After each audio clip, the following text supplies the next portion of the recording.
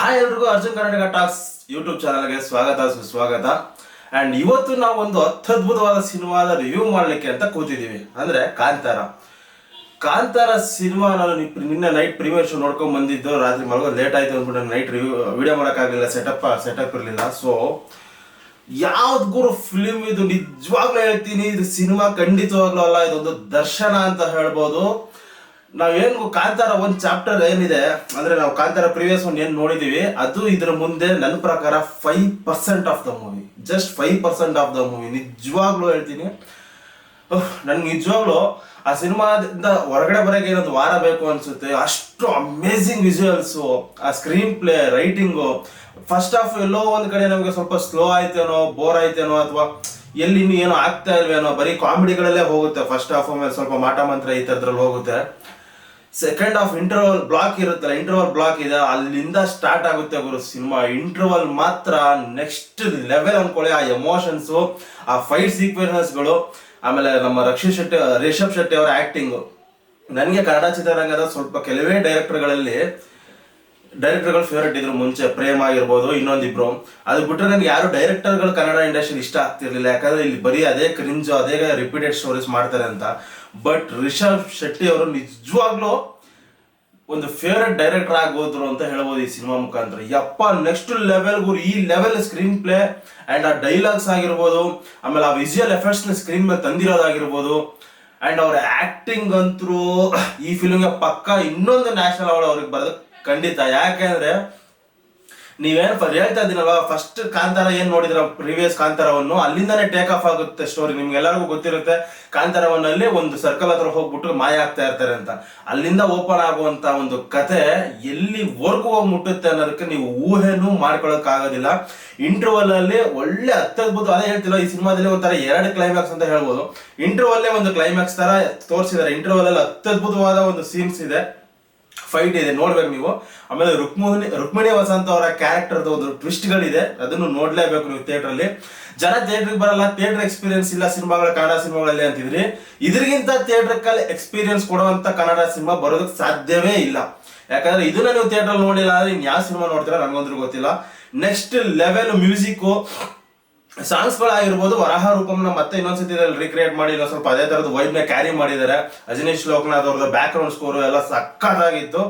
And ಪ್ರಗತಿ ಶೆಟ್ಟಿ ಅವರ, ಅಂದ್ರೆ ರಿಷಬ್ ಶೆಟ್ಟಿ ಅವರ ವೈಫ್ ಕಾಸ್ಟ್ಯೂಮ್ ಡಿಸೈನಿಂಗ್ ಇದೆ, ಫುಲ್ ಎಸ್ಥೆಟಿಕ್ ಆಗಿ ಆ ಕತೆಗೆ ಏನ್ ಬೇಕು ಅದೆಲ್ಲ ಇತ್ತು. ಅಂಡ್ ಇದು ಸಿನಿಮಾದ ಕತೆ ನಾನು ಯಾವುದೇ ಕಾರಣಕ್ಕೂ ಹೇಳಕ್ ಹೋಗೋದಿಲ್ಲ, ಸ್ಪಾಯ್ಲರ್ ಮಾಡೋದು ಇಲ್ಲ. ಯಾಕಂದ್ರೆ ಇದು ಒಂದು ನಮ್ಮ ಕನ್ನಡದ ಅತ್ಯದ್ಭುತವಾದ ಹೆಮ್ಮೆಯ ಸಿನಿಮಾ.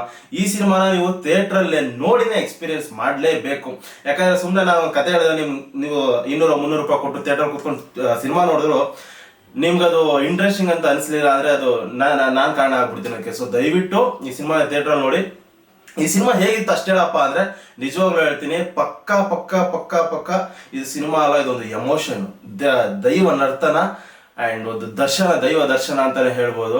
ಅಂಡ್ ರಿಷಬ್ ಶೆಟ್ಟಿ ಅವ್ರದ್ದು ಇದು ಆಕ್ಟಿಂಗ್ ಅಲ್ಲ, ರುದ್ರ ತಾಂಡವ. ಯಪ್ಪ, ನಂಗೆ ನಿಜವಾಗ್ಲೂ ನಿನ್ನೆ ನೈಟೇ ಜಾಸ್ತಿ ಬಂದು ಮಲಗ್ದಾಗಿಂದ ಯಾವಾಗ ನಾನು ನೈಟೇ ವಿಡಿಯೋ ಮಾಡ್ಬೇಕು ಅಂತೆಲ್ಲ ಟ್ರೈ ಮಾಡಿದೆ, ನನ್ನ ಕೈಲಿ ಆಗ್ಲಿಲ್ಲ. ಇವಾಗ ಬೆಳಗ್ಗೆ ಎದ್ದು ಯಾವಾಗ ವಿಡಿಯೋ ಮಾಡ್ತೀನಿ ಅಂತ ಸ್ಟಾರ್ಟ್ ಮಾಡಿ, ಎದ್ದ ತಕ್ಷಣ ಹೋಗಿ ಫ್ರೆಶ್ ಅಪ್ ಆಗ್ಬಿಟ್ಟು ಕೂತಿದ್ದೀವಿ ವಿಡಿಯೋ ಮಾಡೋದಕ್ಕೋಸ್ಕರ. ಆ ವೈಬಿಂದ ಹೊರಗಡೆ ಬರೋದಕ್ಕೆ ಆಗ್ತಾ ಇಲ್ಲ. ಇನ್ನೊಂದು ವಾರ ಬೇಕು ಅನ್ಕೊಳ್ಳಿ, 100% ನನ್ನ ಫ್ಯಾಮಿಲಿ ಜೊತೆ ಇನ್ನೊಂದ್ಸತಿ ಹೋಗಿ ಹೋಗ್ತೀನಿ ಸಿನಿಮಾಗೆ. ನೀವು ದಯವಿಟ್ಟು ಕಾಂತಾರ ಸಿನಿಮಾನ ಥಿಯೇಟರ್ ಅಲ್ಲೇ ಹೋಗಿ ನೋಡಿ. ಯಾಕೆ ಅಂದ್ರೆ ನಿಮ್ಗೆ ಆ ಥಿಯೇಟ್ರಿಕಲ್ ಎಕ್ಸ್ಪೀರಿಯನ್ಸ್ ಮುಂದೆ ಯಾವ OTT ಬಂದ್ರು ಕೂಡ ನಿಮಗೆ ಈ ಫೀಲ್ ಆಗುತ್ತೋ ಇಲ್ಲೋ ಗೊತ್ತಿಲ್ಲ. ಜನ ಪ್ಲಸ್ ಅಷ್ಟು ದೊಡ್ಡ ಸ್ಕ್ರೀನು, ಆ ಮ್ಯೂಸಿಕ್ಕು ಅಂಡ್ ಆ ಸ್ಕ್ರೀನ್ ಅಲ್ಲ, ಬೆಳ್ಳಿ ಪರದೆ ಮೇಲೆ ನೋಡೋದೇ ಒಂದು ಚಂದ. ಅಂಡ್ ನಿಜವಾಗ್ಲೂ ನಮ್ಮ ಕನ್ನಡ ಚಿತ್ರರಂಗದಲ್ಲಿ ರಿಷಬ್ ಶೆಟ್ಟಿ ಅವರು ಇರೋದು ನನಗೆ ತುಂಬಾ ಹೆಮ್ಮೆ ವಿಷಯ. ನನಗೆ ಆಕ್ಟಿಂಗ್ ಅಂತ ಬಂದಾಗ ಇವತ್ತಿನ ಹೀರೋಗಳು ಯಾರೋ ಅಷ್ಟೊಂದು ಇಷ್ಟ ಆಗ್ತಿರಲ್ಲ. ಯಾಕಂದ್ರೆ ಎಲ್ಲರದು ಅದೇ ಬಿಲ್ಡಪ್ಸು, ಸ್ಲೋ ಮೋಷನ್ ಮ್ಯೂಸಿಕ್ ಹಾಕ್ಬಿಟ್ಟು ನಡ್ಕೊಂಡ್ಬಂದ್ಬಿಟ್ರೆ ಅವನೇ ಹೀರೋ.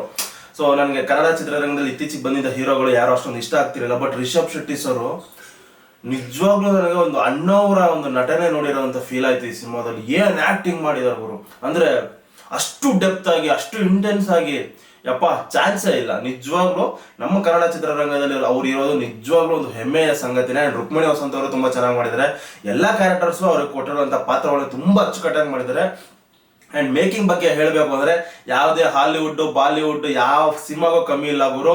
ಆ ವಿಜುವಲ್ ಎಫೆಕ್ಟ್ಸ್ ಪ್ರತಿ ಒಂದು, ಆಮೇಲೆ ಗ್ರಾಫಿಕ್ಸ್ ಏನ್ ಮಾಡಿದ್ದಾರೆ, CG ಏನ್ ಮಾಡಿದ್ದಾರೆ, ಎಲ್ಲಾನು ನೆಕ್ಸ್ಟ್ ಲೆವೆಲ್. ಅಂಡ್ ಹುಲಿ, ನೀವೆಲ್ಲ ಟ್ರೈಲರ್ ಅಲ್ಲಿ ನೋಡಿರ್ತಾರೆ ಹುಲಿನ, ಅದು ಕೂಡ ಒಂದು ಇದರಲ್ಲಿ ಒಂದು ಪಾತ್ರವಾಗಿ ನಿಮಗೆ ಕಾಣುತ್ತೆ. ಅತ್ಯದ್ಭುತವಾದ ಸಿನಿಮಾ, ಇಂಟ್ರೋಲ್ ಬ್ಲಾಕ್ ಆಗಿರ್ಬೋದು, ಆಮೇಲೆ ಕ್ಲೈಮ್ಯಾಕ್ಸ್ ಲಾಸ್ಟ್ ನೀವು ಕಾಂತಾರವನ್ನ ನೋಡ್ಬಿಟ್ಟು ಎಲ್ಲರೂ, ನನಗೇನೋ ಕಾಂತಾರವನ್ನ ಕಂಪ್ಲೀಟ್ ಆಗಿ ಇಷ್ಟ ಆಗಿರಲಿಲ್ಲ. ಲಾಸ್ಟ್ ಒಂದು 20 ನಿಮಿಷ ಸಿನಿಮಾನೇ ನನಗೂ ಇಷ್ಟ ಆಗಿತ್ತು. ಸುಮಾರು ಜನ ಅದನ್ನೇ ಹೇಳಿದ್ರು, 20 ನಿಮಿಷ ಐತೆ ಗುರು ಅದು ಸಿನಿಮಾ ಅಂತ. ಬಟ್ ಇದರಲ್ಲಿ ನಿಮಗೆ ಸೆಕೆಂಡ್ ಹಾಫ್ ಇಂದ ಸ್ಟಾರ್ಟ್ ಆಗುತ್ತೆ ಗುರು ಸಿನಿಮಾ, ಇಂಟರ್ವಲ್ ಸೀನ್ ಇಂದ ಸ್ಟಾರ್ಟ್ ಆಗುತ್ತೆ. ಯಾವ ಲೆವೆಲ್ಗೆ ಹೋಗುತ್ತೆ ಅಂದ್ರೆ ಹೋಗ್ತಾನೆ ಇರುತ್ತೆ.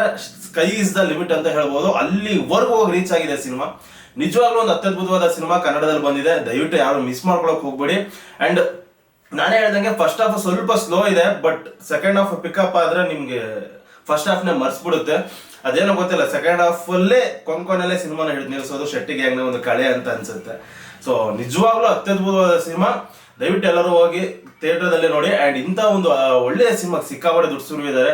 ಇಂಥ ಒಂದು ಒಳ್ಳೆ ಸಿನಿಮಾನ ಕೊಟ್ಟಂತ ಹೊಂಬಾಳೆ ಸಂಸ್ಥೆಗೆ ನಮ್ಮದೊಂದು ಧನ್ಯವಾದಗಳನ್ನ ಹೇಳ್ತಾ, ಅಂಡ್ ನಮ್ಮ ರಿಷಬ್ ಶೆಟ್ಟಿ ಅವ್ರಿಗೆ ಧನ್ಯವಾದಗಳನ್ನ ಹೇಳ್ತಾ, ಅಂಡ್ ಇಡೀ ಹೊಂಬಾಳೆ ತಂಡ ಅಂಡ್ ಇಡೀ ಕಾಂತಾರ ತಂಡಕ್ಕೆ ಒಂದು ಧನ್ಯವಾದಗಳನ್ನ ಹೇಳ್ತಾ, ಅಂಡ್ ನಿಮಗೆ ಲಾಸ್ಟ್ ಟೈಟ್ಲ್ ಕಾರ್ಡ್ ಓಡ್ತಾ ಇರ್ತದೆ, ಗುರು ಆ ಅಕ್ಕಿ ಕಾಳಲ್ಲಿ ಕಲ್ಲಾರಿಸಿ ಅಂತಾರಲ್ಲ, ಹಂಗೆ ಹುಡುಕ್ಬೇಕು ಎಷ್ಟು ಜನ ಅದಕ್ಕೆ ಸಿನಿಮಾ ಕೆಲಸ ಮಾಡಿದ್ರೆ ಅಂದ್ರೆ ಹೋಗ್ತಾನೆ ಇದೆ ಆ ಲಿಸ್ಟ್ ಮುಗಿಯೋದೇ ಇಲ್ಲ. ಅಷ್ಟು ಸಾವಿರಾರು ಜನಗಳ ಹೆಸರುಗಳಲ್ಲಿ ಬರುತ್ತೆ. ನಿಜವಾಗ್ಲೂ ಅಷ್ಟು ಜನಗಳ ಶ್ರಮ ನಿಜವಾಗ್ಲೂ ನಿಮ್ಗೆ ಥಿಯೇಟರಲ್ಲಿ ಕಾಣಿಸುತ್ತೆ, ಸ್ಕ್ರೀನಲ್ಲಿ ಕಾಣಿಸುತ್ತೆ. ಅಂಡ್ ನನಗೆ ಟ್ರೈಲರ್ ನೋಡಿದಾಗ ನಿಜವಾಗ್ಲೂ ನನಗೆ ಏನೋ ಗುರು ಹಿಂಗಿದೆ ಟ್ರೈಲರ್, ಇಷ್ಟು ಸ್ಲೋ ಇದೆ, ನನಗೆ ಟ್ರೈಲರ್ ಸ್ಯಾಟಿಸ್ಫೈಡ್ ಆಗಿರಲಿಲ್ಲ. ಬಟ್ ಅದೇ ಇದರಲ್ಲೇ ಹೋಗಿ ಸಿನಿಮಾ ನೋಡಿದೆ, but cinema was bomb blasting. ದಯವಿಟ್ಟು ಸಿನಿಮಾನ ಥಿಯೇಟರ್ ಒಂದ್ಸತಿ ನೋಡಿ, ಆಮೇಲೆ ನೀವೇ ಬಂದು ಇಲ್ಲಿ ಕಮೆಂಟ್ ಮಾಡಿ. ಯಾರ್ಯಾರು ಈ ಸಿನಿಮಾ ಆಲ್ರೆಡಿ ನೋಡಿದ್ದೀರಾ, ಬಂದು ಸಿನಿಮಾ ಹೇಗಿತ್ತು ಅಂತ ಕಮೆಂಟ್ ಮಾಡಿ. ಅಂಡ್ ಮತ್ತೊಂದು ಒಳ್ಳೆ ವಿಡಿಯೋ ಜೊತೆ ಬಿಗ್ ಬಾಸ್ ರಿವ್ಯೂಸ್ ಮಾಡ್ತಾ ಇರ್ತೀನಿ ನಾನು. ಇನ್ಸ್ಟಾಗ್ರಾಮ್ ಅಲ್ಲಿ ಅರ್ಜುನ್ ಕನ್ನಡಿಗ 004 ಅಂತ ಅಕೌಂಟ್ ಇದೆ, ಅಲ್ಲೂ ನನ್ನ ಫಾಲೋ ಮಾಡ್ಬೋದು.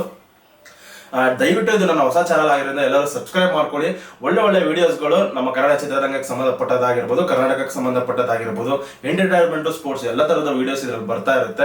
ಅರ್ಜುನ್ ಕನ್ನಡಿಗ ಟಾಕ್ಸ್ ಅಂದ್ರೆ ಯಾವುದೇ ಒಂದು ವಿಷಯದ ಬಗ್ಗೆ ಏನಾದರೂ ಅರ್ಜುನ್ ಕನ್ನಡಿಗನ ಮಾತುಗಳು, ಅಭಿಪ್ರಾಯಗಳು ಏನಾಗಿರ್ತದೆ ಅನ್ನೋದೇ ಈ ಒಂದು ಯೂಟ್ಯೂಬ್ ಚಾನಲ್ನ ಒಂದು ದೇಹ. ಸೊ ದಯವಿಟ್ಟು ನೀವೆಲ್ಲರೂ ಈ ಚಾನಲ್ಗೆ ಸಬ್ಸ್ಕ್ರೈಬ್ ಮಾಡಿ, ಸಪೋರ್ಟ್ ಮಾಡಿ. ಅಂಡ್ ಯಾರೆಲ್ಲ ಕಾಂತಾರ ಸಿನಿಮಾ ನೋಡಿದ್ರ ದಯವಿಟ್ಟು ಬಂದು ಕಮೆಂಟ್ ಹಾಕಿ ಹೇಗಿತ್ತು ಅಂತ.